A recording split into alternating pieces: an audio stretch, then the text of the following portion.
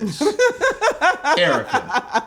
I remember you kept coming to our house. Man, put me on, man. Listen, because I was like, man, I'm beating up my body. I'm working hard all the time. Right. This money's got to do something else other than just be turned into cars and liabilities. I need some assets. Yes. I'm calling Erica. Yes. Yeah. They call us multi-hyphenates, but that just means we got ADD. That's all it is. I'll take it. I love it. Hip-hop has become a vibrant pillar of American music since it was founded 50 years ago. It's had an impact on fashion, culture, and faith. Christian hip-hop started in the early 80s. And I'm come and get it, yeah. Walk. Best Contemporary Christian Music Album. And the Grammy goes to Church Clothes for Lecrae. I have to give credit to the Lord Jesus for just being my all in all and everything to allow me to speak the words that I have in art. I love y'all. God bless y'all. Thank y'all. I was taught that I had to get out there and get it early on. My father was an addict. My fear was becoming like him. So I'm fighting that fear every day of like, oh shoot, the women in my family are phenomenal. Yeah. The men, you've got to figure out how to survive. So that's the trajectory of our ancestors. And now they work this hard, then Reconstruction era comes, and then it's like, nah, we're shutting this all down. You worked this hard for it to amount into nothing. So now people get cynical. So sometimes you may see like, oh, they lazy. No, they're generationally cynical because it's never worked for them. Hi guys, welcome back to another so amazing episode of Wealth Within Reach. I'm your host, Erica Brown, and today I have an extremely special guest. My friend, we went to college together, or maybe I was there in college and he was leaving. Yep. And business partner, all the amazing things, husband, dad, mogul, entertainer, actor, author, Grammy Award winner, and currently Grammy nominated. That's right. As well, Lecrae Moore. Thank you. Thank you so much for being here. Thank you. They call us multi-hyphenates. Ooh. But that just means we got ADD. That's all it is. That's it. I'll take it. I love it. Thanks for being on here today. Yeah, this is great. This is so good. This is great. It's funny because Lecrae has this topic that we're talking about today.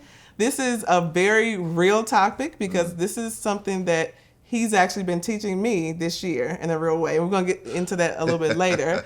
But, we talk about this all the time, but Black people, there's a stereotype that we're lazy, but we're actually the complete opposite.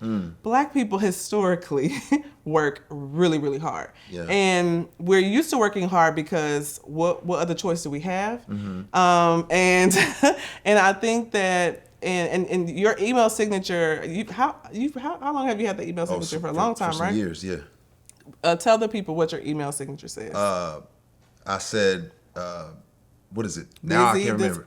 Busy does not equal success. Busyness, busyness is not the same as productivity. It doesn't equal success. Yes. Yeah. Like that was when I seen that, I was like, that's interesting. Where did that come from? It came from me feeling like I constantly had to be busy in order to feel like something was moving in the right direction. So it's almost an insecurity. And I think a lot of people who are trying to achieve things and accomplish things feel like, oh shoot, if I'm not doing something, then I don't have any forward momentum. Right. And it's some of it is imposter syndrome. Some of it is just like fear of security. Yeah. And in reality, resting is a healthy thing. Like a lot of people are afraid to rest. Yeah. And they're like, or don't know how. Don't know how to rest. Maybe haven't gotten the opportunity to rest. Exactly. Yeah. So I spent too much time overextending myself, trying to throw stuff to the wall, hoping it'd stick. I'd already done something successfully, but now it was like, well, what about this? What about this? What about this? And now I'm exhausting myself. And instead of learning how to ready, aim, fire, I was ready, fire, aim. Wow. So you're just shooting, and then, ooh, that hit. Let me keep shooting in that direction instead of learning like, wait, let me take a minute, figure out where I'm trying to aim. Right. And then shoot. Right. Yeah. No, that's huge. So I mean, we're gonna get into like our business partnership a little bit later, but that was, man, you said something about like we're testing different things. Where you know, a lot of us we're first generation, like made it out the mud. That's right. And we trying to figure it out, and we're trying to work hard because we are literally terrified to be back in the situation that we were in. That's it. And it's almost like it's a trauma response. It is. It's absolutely a trauma response Right. because you know, there's two kinds of people who come into money. Yeah. Right? Not two kinds of people. Two kinds of responses when you don't have money. Yeah. When you grow up without money, one response is you become a spendthrift. You're like, I don't know if I'll ever see this again, so I'm getting everything. Yes, I'm balling hard. That's when people say, I want my kids to have all the things I never had. Exactly. And they go They crazy. buying and balling out. Yeah. The other end of the spectrum is you become a fearful hoarder. And you're like, shoot, I might lose this tomorrow. And I'll never forget the first time, you know, I had a 6-figure year. And my accountant said to me, he said, well, you're on a good trajectory. This is probably going to be your life moving forward. And I was like, how do you know that? You know what I mean? I was like, you can't say that. Like, I was more scared of having 6 figures that year than I was of excited that I had achieved that level, because I was like, I've never seen this before. Yeah. It's going to leave me. Right, Yeah. right. And I was talking to a friend last night. We were talking about this idea of like, I remember for me, like when I first like started actually making money, and I remember when I first left the bank, and my first goal was like, I just need to make $5,000 just a month so that my family will be good. Yeah. It's like, okay, cool. And we started buying these properties to try to get to that. And it's like, oh wow, that was really fast. Okay, now I need 10 properties. And no, it was $10,000. It's like, I just need to get to 10,000. And then That's a big difference, by the way, between 10 properties and 10,000. it's a big difference. It's a big difference. And then you get there and you're like, oh, okay. And I think for me, the hard part is I have almost like, because it took a lot of work, which I know for you, it's taken a lot of work to build the wealth that we have. It's just like I've this year, you're helping me work through this, associate making money and building wealth with a lot of hard work, that the only way you could do it has to be working hard. Yes. And the only way you could do it, because you know, as an entrepreneur, or even as a person who's doing something new for the first time, it's hard. So there's just like that, you know, that wheel where you have to like, you make an investment, you're doing more hours. And when, like for you, when did the shift come? Like what happened in your life that made the shift? Whether it was just somebody exposed to or whatever, what made the shift to make you be like, oh, okay, I'm doing this wrong? Some of it is needing. So, backstory. Yeah. Come from a single parent household. My mom struggled for most of her life. I was taught that I had to get out there and get it early on. And my father was an addict, lived on the streets. My fear was becoming like him. So I'm fighting that fear every day of like, oh shoot. The worst case scenario is I'll be on the streets like my dad. Amazing matriarchs in my family. The women in my family are phenomenal. The men, a little shaky. So I didn't have these models. Right, and so you want to not be like them. Exactly. Yes. So I think what happened for me is I started working hard. I started trying to make sure that I could rise through the ranks. Right. And I had this mentality of just grind. And you can do that in your late teens, early 20s because shoot, you got time. If I messed up at 22 for the next 3 years, I must still be in my 20s. So there's more time to figure some stuff out. So I just worked really hard. And it got to a place where I had gotten used to that. And I remember, you know, talking to someone older and wiser than me. And he gave me the sports analogy, and he said, you know, Lecrae, when you're starting off, it's like golf, right? Everybody's hitting the ball in the same way, doing all the same effort, all the same energy. And then as the business gets more complex, it turns into basketball. Everyone shoots the ball. Everyone dribbles the ball, but there's a little more detailed. Some people shoot a little more than others. And I was like, okay, well, I'll just be the shooting guard. I shoot a little more than other people shoot. No big deal. He said, but when it gets really complex, it's football. you can't be the quarterback, the kicker, the wide receiver, the blocker. And I was trying to do all of those things. Because you're going to lose the game. You'll lose the game. And you're not good at all of those things. It's okay to delegate. And I did not understand that until I heard that analogy that, I can delegate. Yeah. And I don't have to run all these positions. And but we still win. What if they don't do it like you, though? Because that's the thing. That's what they saying. Exactly. That's what they saying, Lecrae. And they're not. Yeah. They're not going to do it like you. But the it's way better to help them navigate what makes them great than it is for you to try to do their job. Yes. Because now what you're doing is you're adding more stress to your life by trying to do their job, hovering over them. You know, it's like a hovering parent. Yep. You know what I mean? So, and if you got to, then find the people who can you may get have that. not have the good person. Yeah, Right your new position. job becomes finding the right person instead of doing their job for them. Yes. Yeah. Yes, that's good. That's good. So now we can transition to you and I. That's right. Yeah. So let's paint the picture for the people. I don't know how you remember it, but I'm going to just say how I remember Please it. tell me your version. I want to hear So your version. I remember maybe it was around February, and so Lecrae and I, he's also my business partner. We own a good amount of real estate together, and we have monthly and quarterly meetings. And I don't remember if it's a monthly or quarterly meetings. But normally I am very much like professional, like, you know, kind of non-emotional, like get down, we got an agenda, let's get to it. But this day, not so much. This day, I came in like, I don't know what we're going to do. I'm just tired. I don't know what's going to happen. I bet he was like, oh my gosh, what is happening? At least that's how I remember it. And I was just kind of like, I don't know, I just can't, I can't figure it out. I don't know what we're going to do. And then Lecrae looked over to me and he was just like, do you just like to work this hard? I was like, I remember no. Are you kidding me? I don't. Yeah. I do this for freedom, right? Yeah. Like what? Do you remember it? I remember that. Okay. Yeah, I remember. We remember it the same way Yes. then. Okay, good. And I left that meeting just feeling so light. Feeling so light. Like, man, it's like you gave me permission to not have to work hard for money. And especially we're real estate investors. That's we're talking right. about real estate. And you and I, we're not investing in real estate to create an additional job for ourselves.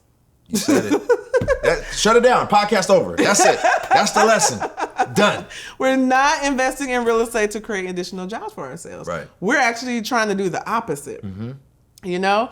And that was freedom for me. Man, I remember, you know, having this phenomenal year, financially phenomenal year, and I was like, man, I need to add to, you know, my portfolio or figure something else out. And I started thinking through stuff, and I was like, maybe I'm get a McDonald's or a gym. Yeah. And as I started going down the pathway of thinking through these things, I learned like, I'm just buying a job. I don't want to buy a job.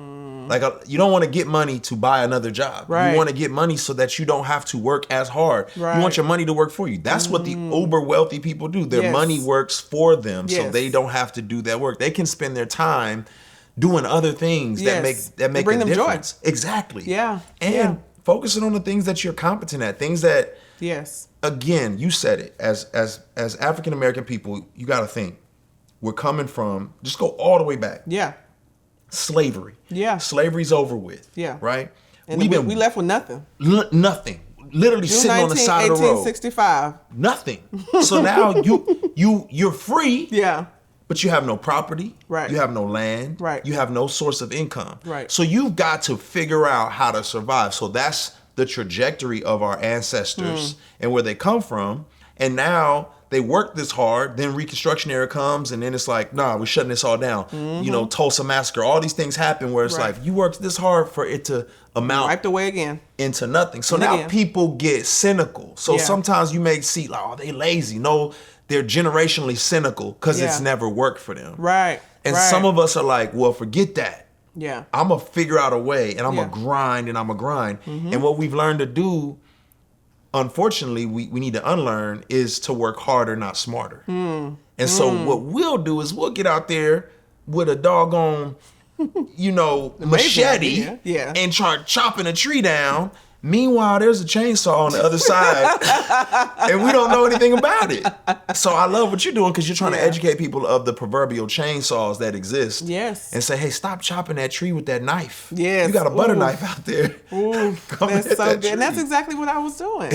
Yes. Exactly what I was doing. And then, the transition of me not working hard, doing all these things that I really didn't want to do anyways, right, led to, one, I closed my property management company, right? So I remember you that. can look at that, someone can look at that as like a failure. Mm-hmm.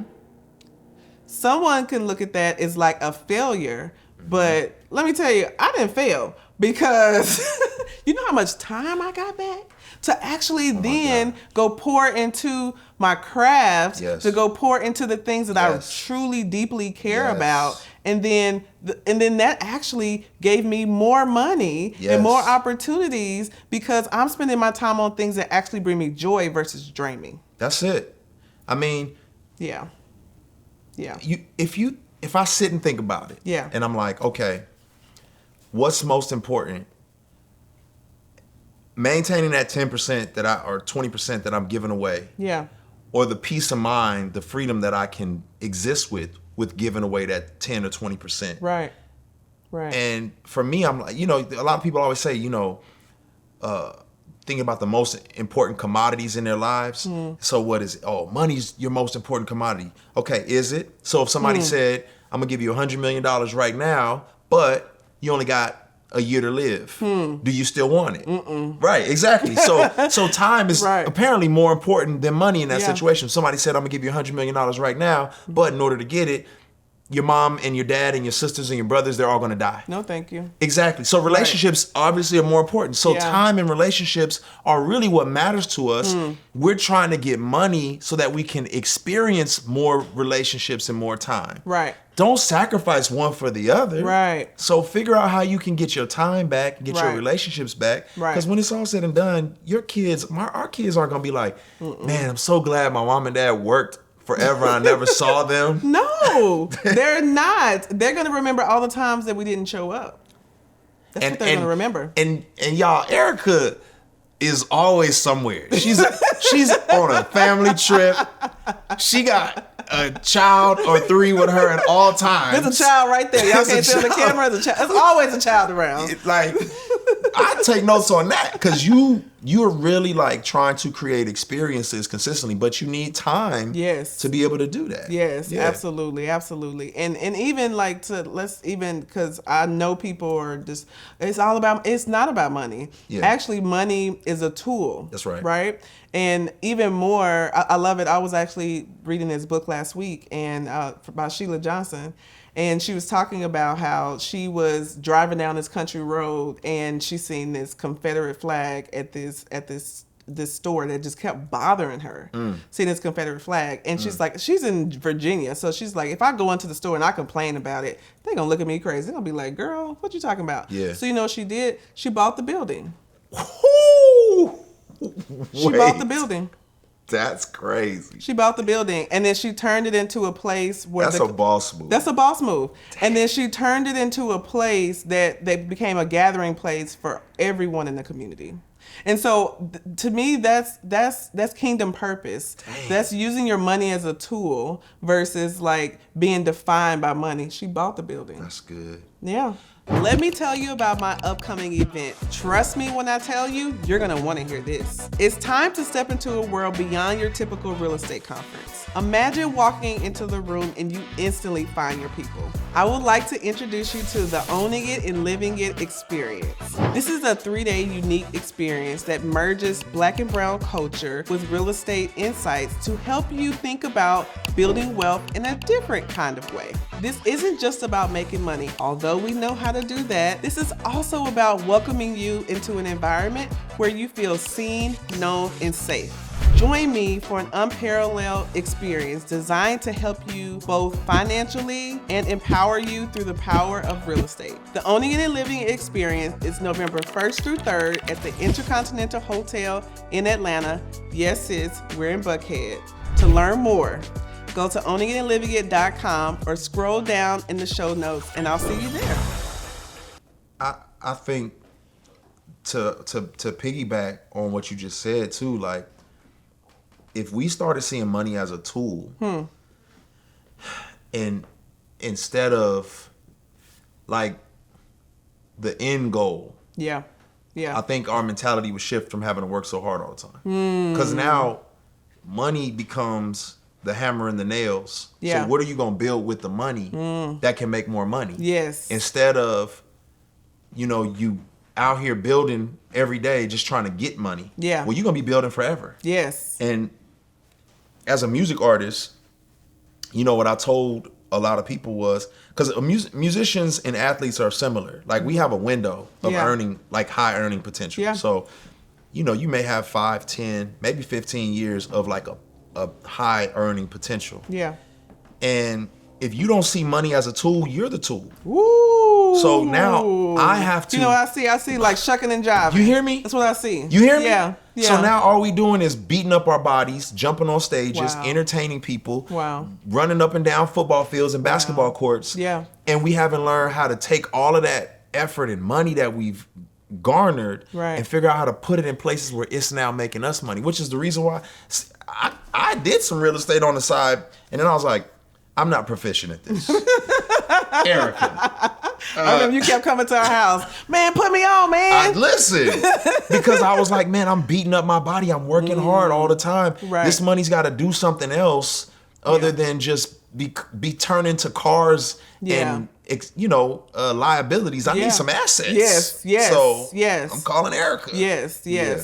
And so one of the things that I love about you that a lot of people don't know is that you are not only an artist, you co-own your record label, and you own multiple businesses. That's true. Like even though I have been the person that introduced you to this different level of real estate, you have been a business owner for a long time. Yeah. Really long time. Yeah. And I've learned so much in business from you. And one of the things that has been really amazing to really witness and grow is to see how you constantly put people over profit. And you are able to infuse that into your businesses while still being able to make money. Can you talk about like where did you get that from? Maybe the Bible? I don't know. Maybe not. I mean, if that'd be nice. Yeah. Obviously, I'm sure God would be pleased with us treating people better than profit. Yeah. Practically, though, I don't remember who told me this. Yeah. But it was years ago. Mm-hmm. I'll tell you two stories. First story was when I first got out of school, I couldn't find a job. And so I was working at a cable company, and I finessed my way into the executive side of it. So I said, hey, when I'm not installing cable, can I come intern at the corporate building? I love it. And they said, sure. And then I came in there and I killed it. And then they ended up hiring me. So, but I got hired like an entry-level position. And I never forget, my mom's ex-husband, he said to me, oh, good for you. You're a warm pulse. And I was like, what does that mean? He's like, I mean, you're not a major artery in that building. You're not like a organ that if that building shuts down today, you're just a warm pulse. Wow. So you're expendable. And I was like, oh, I don't like that. Oof. I don't like that at all. Because now, and then layoffs start coming and so on and so forth. Where's security in that? And so I was like, dang. So first thing I thought was, number one, I don't ever want to be a warm pulse. I want to matter within the situation I'm in. But two, I don't ever want other people to feel like a warm pulse. I want them to all feel like, hey, I want them to be in places where they matter and they can contribute.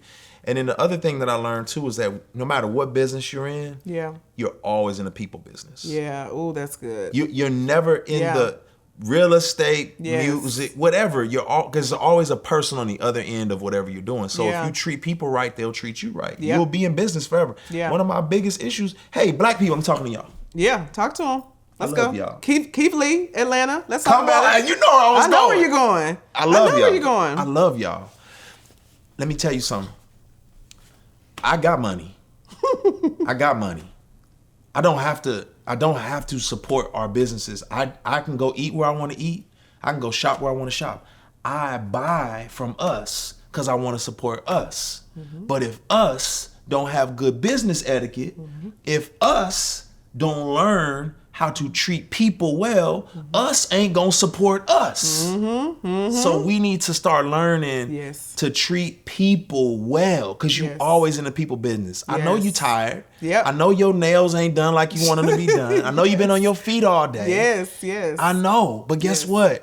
I ain't got nothing to do with that. I ain't got nothing to do with you tired and you got to pick up your kids at 5. Right. I ain't got. You won't listen. This how you gonna move up. we need to operate in excellence. Exactly. In excellence, Exactly. and that is a core foundation of my business. All of my businesses is operating in excellence, because I want Black people to come. I mean, this is why my conference is at the Intercontinental Hotel in Buckhead. That's right. Right, because that's what we deserve. Yeah. Right? Yeah. And lastly, I just feel like as we could kind of segue into this, like talk about the value of, being, because a lot of us have to navigate being in majority white spaces. And we also have to navigate, especially in this real estate investing world, being in a supreme minority. Yeah. How important is it to be in the room with other Black and brown investors that have this, that share the same values, to be in the room, to be able to learn from and become excellent, like you just did that call to action a minute ago? It's so important, because you can only be what you've seen. You know what I'm saying? You can only be what you've seen. You can only become what you have beheld. And I'll never forget, I talked about this before, but I went to this young man's house, young white gentleman in his teens. I said, "What do you want to do when you grow up?" He said, "I'm gonna be a doctor like my dad." My brain fell off. Wow. My brain exploded, because I couldn't fathom at that period in my life somebody just knowing with confidence they could be a doctor, but he'd seen that. I didn't see doctors. Right. I didn't see Black doctors. Right. I didn't see, my kids got a Black orthodontist, Black doctor, Black dentist. My lawyers are Black women. My publicists are Black women. My business partners are Black. I want people to see it. Right. And I think it's important, because if you can't see it, you don't know it's possible. I want the Black and brown communities to be able to see themselves doing the things that they didn't imagine that they could be doing. And so that they can say, "Oh, this is possible for me." And I don't just have to grit and grind. Right. I can go find people and ask questions. And that's one of the fast biggest track. Exactly. I want to. How can you stand on my shoulders? Let my ceiling be your floor. Right. And that's what we need more of. That's good. That's good. That's a mic drop. That's good. That's good. I ain't got nothing else to say. Man, listen. That's really good. Listen, y'all. That's awesome. I love it so much. I'm here because so many other people paved the way. I'm here because it takes some level of humility to admit you don't have what it takes to do everything. You can do some things well, you can't do everything well. I'm here with Erica because she does what she does well. Right. And I don't do what she does well. What's so crazy, Lecrae, is that you got the money to do all this, right? Yeah. And you still seen the value of reaching out to someone to help you. Yes. Wow. So the person who's there who feels like, man, I could just do it myself. It's like Lecrae could do it himself. Yeah. He had all the resources that he needs, and he's like, look, because you are embodying this idea of, I don't want to work harder. I want to work smarter. And it benefits somebody else. So it's a twofold. It's like, it sure does. I'm hearing Erica. I remember we were somewhere on Martin Luther King. He was like, "Yeah, I'm gonna get this apartment one day, and then this." And I was like, "Let's do it." Yes. You know what I mean? Because I don't want to do all that work. Yes. You seem passionate about it. Yeah. So why don't we do it? Yes. I remember like even monetarily, I track our net worth. Our net worth before we became business partners was $795, and I was like $795,000. I was like, I want to get to that million mark, man. I want to get it. I want to get to that mark, just to not to that it dramatically change. It's a achiever for me to show I work towards this, and I was so skeptical about working with someone else until the opportunity came. And I know we worked together before in other ways. And what's so great about that is that, like he says, it's a win-win for both parties. Once we secured our partnership, that next year I became a millionaire.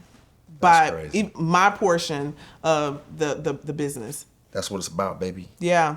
And look, teamwork. You didn't have to do all of the work yourself. No. You know what I'm saying? I didn't either. I didn't have to go and sell 20 houses to come up with $40,000. Yeah, we figured it out. Exactly. I'm like, yeah, I don't know. People say, so you got these apartments on the south side? How did that come about? I said, man, call Erica.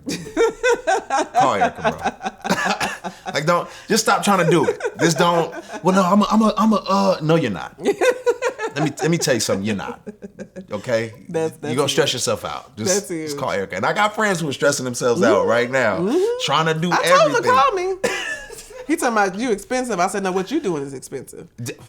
But that's okay. We're gonna work on them. I love it. Thank you so much for being here. Yeah. You really helped. This conversation has helped to shape a lot of people's thought process with work. So thank you. And so a lot of families, like a lot of kids, are going to be blessed by this conversation from their parents. That's great. So that's awesome. All right, guys. Thank you so much for listening to another episode of Wealth Within Reach. I will see you next time. Thank you.